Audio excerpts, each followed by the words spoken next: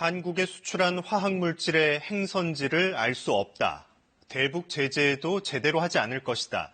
이런 일본 고위 인사들의 무책임한 발언에 대해 정부가 강한 유감을 표했습니다.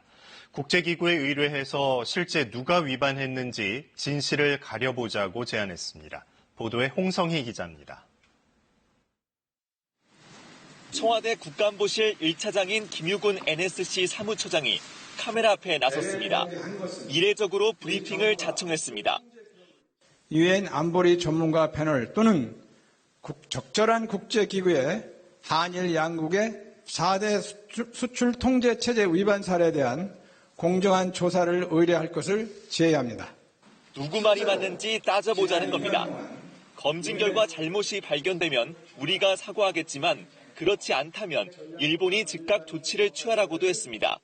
우리 정부에 대한 사과는 물론 보복적 성격의 수출 규제 조치도 즉각 철회해야 할 것입니다. 강한 유감도 표명했습니다.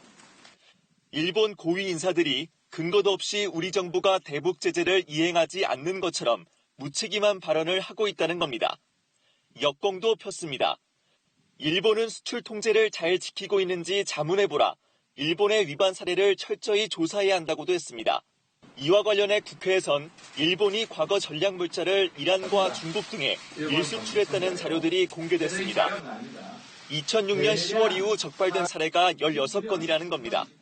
일본이 이란 등 친북 국가에 대량 살상 무기 관련 물자를 수출한 사실을 제가 오늘 공개한 겁니다.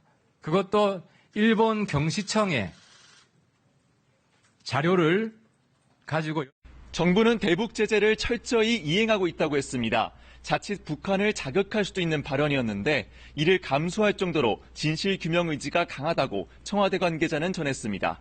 KBS 뉴스 홍성입니다.